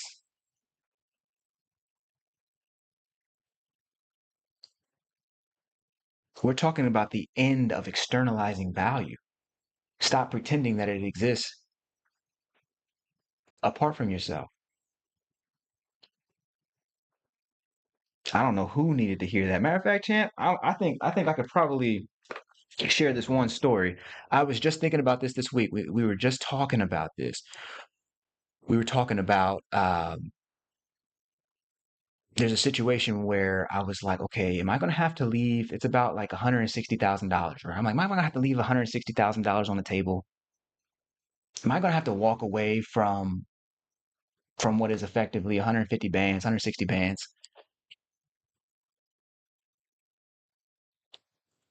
And am I going to have to give it away to somebody else who didn't earn it? This is really a question that appeared to me, which is likely one of the reasons that Spirit gave me that quote in the first place, that Rugsby comes through in mirrors. And as I'm sitting here working with this, I'm like, oh my God,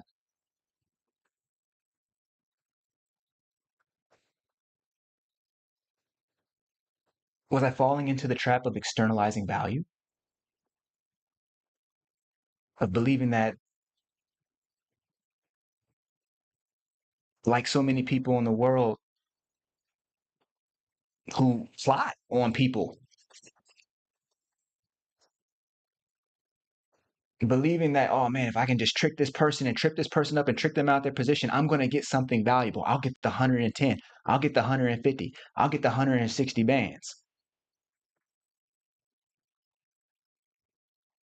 In this moment, as I'm sitting here with the principle, the pattern, and the path of today shown to us by Rugsby,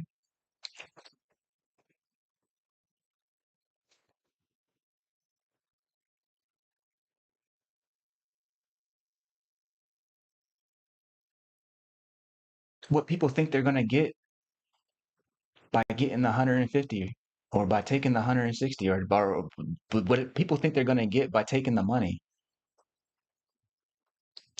There's no way you can ever actually get it. People have so externalized value that they have a hard time understanding where it actually comes from.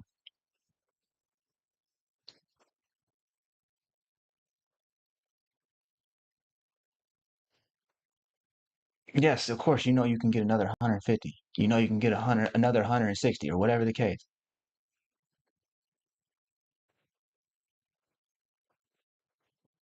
But more importantly, it's like, even if you did, what happens in the quality of your life? What really changes? Does that make everything come true for you? Does that make all of life swim well? Is no more problems anymore? No more growth? What are we talking about?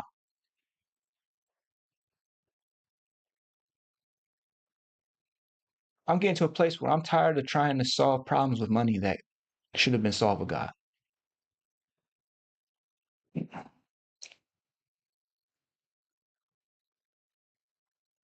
I'm tired of being in a situation where I'm trying to solve a problem with money that should have been solved with God, that should have been solved with love. You understand? So the value of this evening is that if we can understand that, if we can understand that love is the only real asset, that even people who think that they're stealing something ain't really stealing nothing of actual value.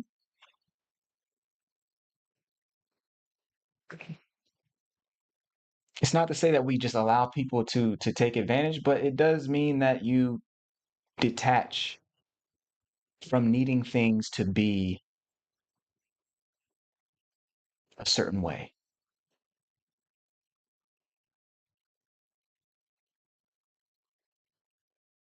You can do what you need to do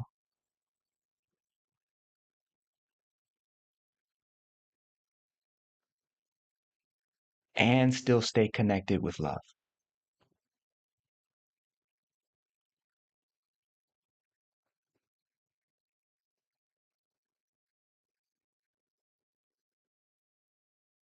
And so,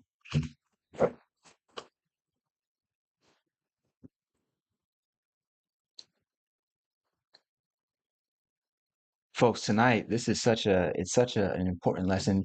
Rugsby, thank you so much for coming on the Breakthrough Live. I do hope that you'll share this experience with at least one person who needs it, who needs this very lesson, because this can be the moment where someone's life changes.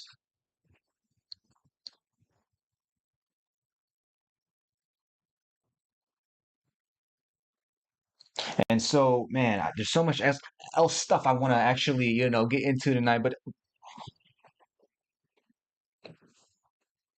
I just heard the trigger. Y'all hear that, don't you? Hold on, I know y'all hear it. Okay, looks like we got Breakthrough Turtle coming through. Now, Breakthrough Turtle, did you hear Rugsby tonight? Breakthrough Turtle is saying, yes. Breakthrough Turtle, did you prepare something for us tonight that could actually relate to the conversation? You know what I'm saying? Something we could kind of take home? You know? What's that? No, Sublime's not here tonight, but maybe a little message for her when she rewatches this, especially a message for Rugsby, our guest tonight. Let's see what you got. We go break through turtle right here. Hmm. Uh-oh. Okay. All right, V. Appreciate you. I'm gonna set you down, you know what I'm saying? Do your thing. Okay. All right. Looks like he healed up nice too. I remember last week. Okay, so Twin got the turtles in there. Twin saying B. Absolutely, absolutely. Felicity saying that part, all things external come and go, but a life built on the one that remains. Anything else is not for me. Oh man. Oh man. Okay. Huh. All right, B, what you got for us this week? All right, so here he go. He giving us this quote. It says this: If you enter this world knowing you are loved, and you leave this world knowing the same, then everything that happens in between can be dealt with. Michael Jackson. B, did you prepare this specifically for Rugsby? So basically he's saying he got a message from Mike Jack, King of Pop, talking about I never heard Michael Jackson actually talk like this, but BB finding stuff. So he says, Rugsby, if you enter this world knowing you are loved, and you leave this world knowing the same, then everything that happens in between can be dealt with. And the beautiful part is that it gets dealt with the same mechanism. It gets dealt with the same love. The love that you feel when you came into this world, if you can keep that as you reach the end of the earth existence, then everything that happens in between can be dealt with love. You dig what I'm saying? What a powerful and profound message that Rugsby gonna be all right as long as she can stay connected to that inner force, that inner frequency. Rugsby gonna be all right, regardless of who comes on the scene.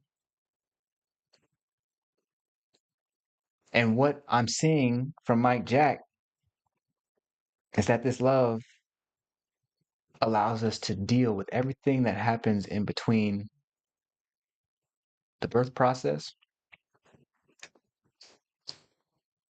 and the final transition. Mm, mm. Folks, Rugby gonna be all right. All right, B. Shout out to you. Wow, wow, wow, wow, wow. Wow, wow, wow. Okay, folks. So check it out. I want to finish with one of my favorite kits called the Love Kit. Kit's just short for conscious transformation technology. And the one I want to do tonight is one that I keep returning you over and over and over to because as you practice it, as you get good at it, you start to explore these deeper and deeper levels. It opens up new doors in your mind, new doors in your heart that you can walk through. And there's a deepening that happens.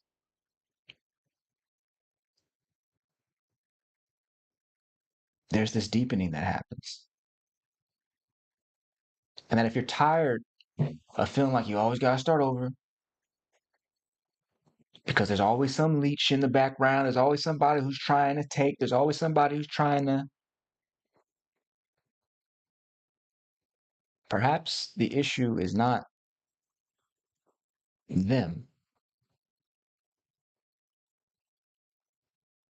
Perhaps the issue is that we keep externalizing the value that appropriately belongs to love and falsely pretending as if it belongs to a person, a product, a project, or brand. So, what I want to do tonight is return to that love power. We worked a bit with Rugsby, but we were working with Rugsby in her memory. Now I want to turn the attention to you. And so, folks,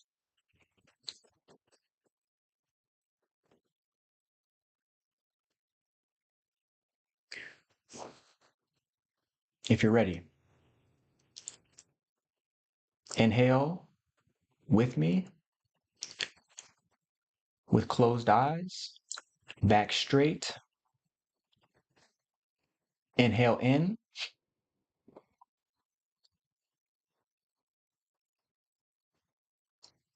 exhale out.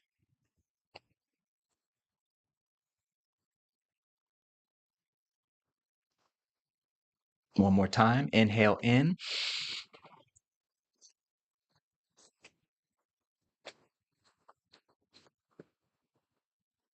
exhale out.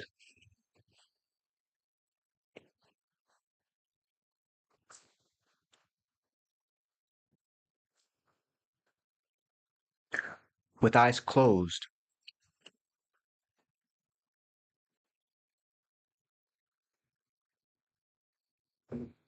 I want you to think of love right now.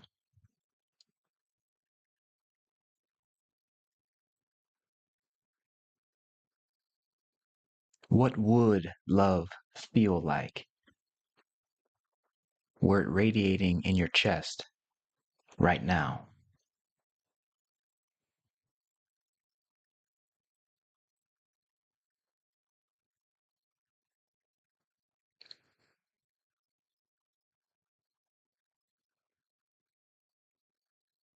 Picture love as a glowing ball of white light radiating in your chest now.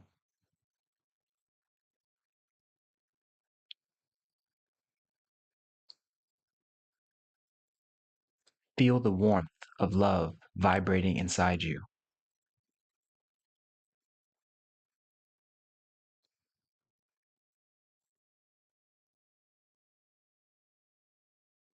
Love is growing stronger within you each second.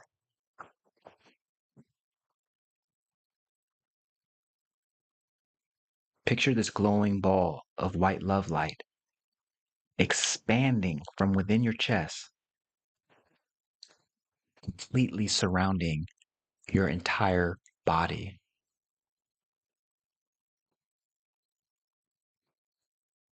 Your entire body is covered in love from the inside out right now.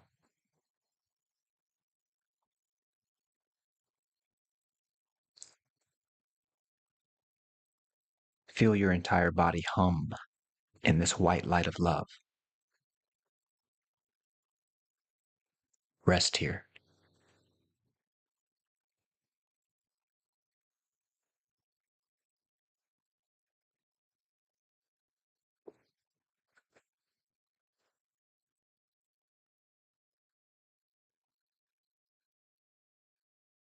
Whenever thoughts appear to you as you radiate in love,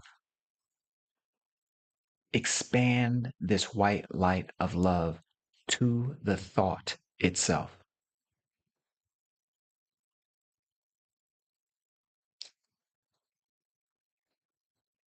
See the white light of love engulfing the thought and cleansing the thought from the inside out.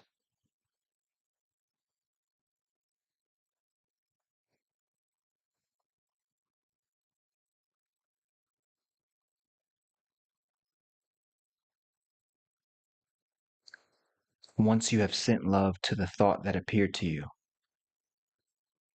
simply return to radiating in the white light of love.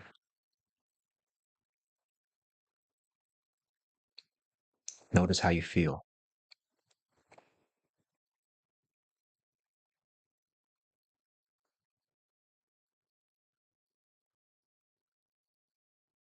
Notice how no thought can disturb this white light of radiating love within you.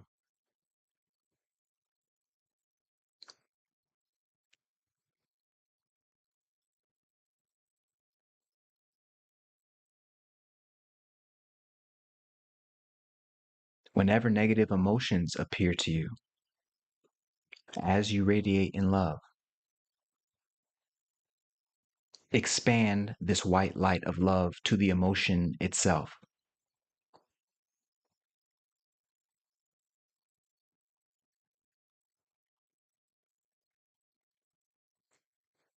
See the white light of love engulfing the emotion and cleansing the emotion from the inside out.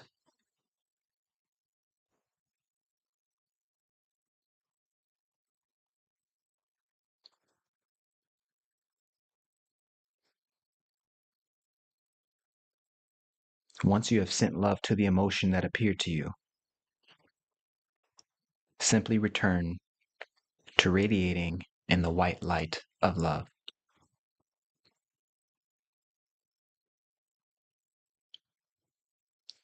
Notice how you feel.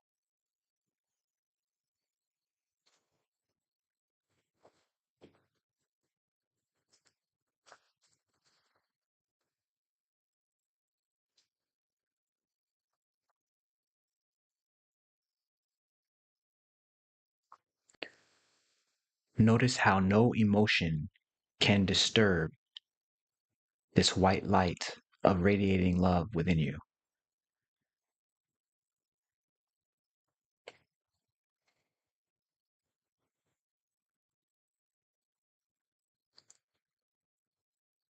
Expand this white light of love from within your body and spread this white ball of love light until it fills up the entire room you are in. Rest here.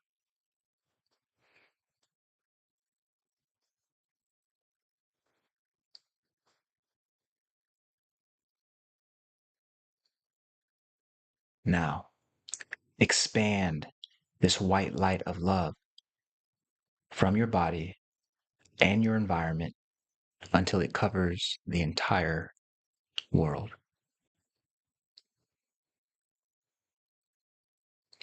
Rest here.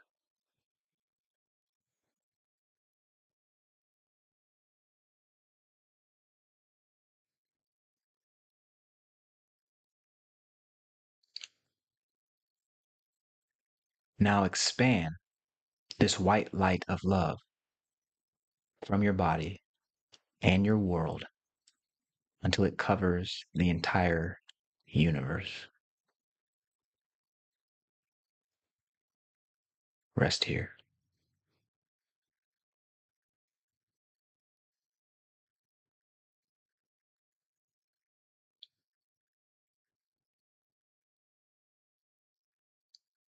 You are home. You can now live your life from here.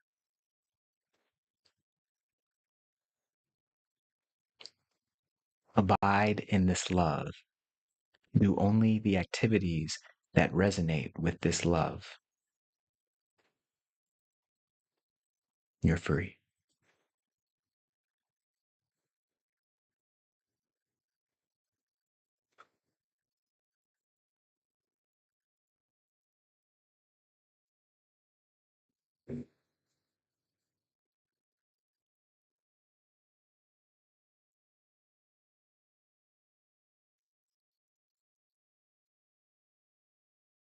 Take one inhale in with me. Inhale.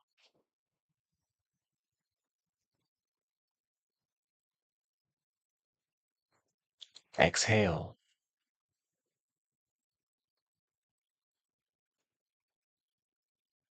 And when you're ready, you may open your eyes.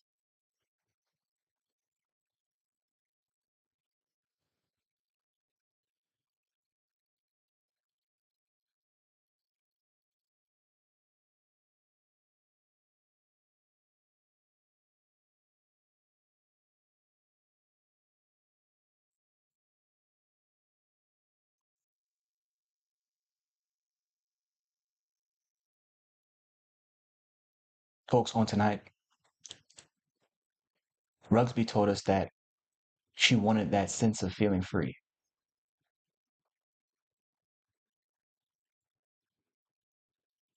And if you have followed tonight's Love Light Kit practice,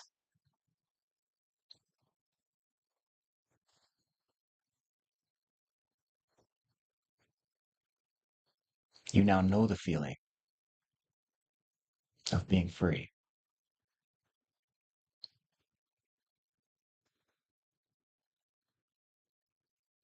This kit is worth coming back to throughout the week,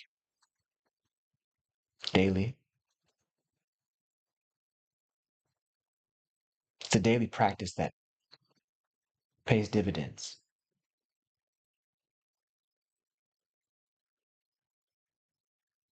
Not by externalizing value, but by getting you to recognize the one true asset, the one asset that powers all seeming others.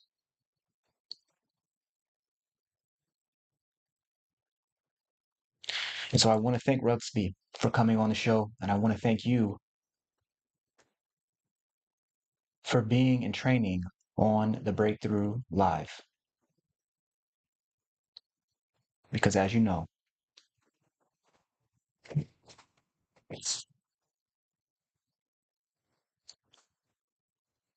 if fear is our only enemy, then we bring heaven to earth when we transform our minds.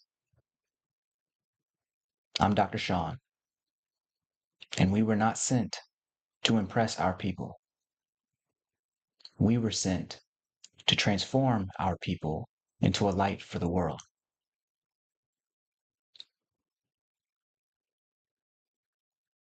For God's universe opens to all who believe in breakthrough.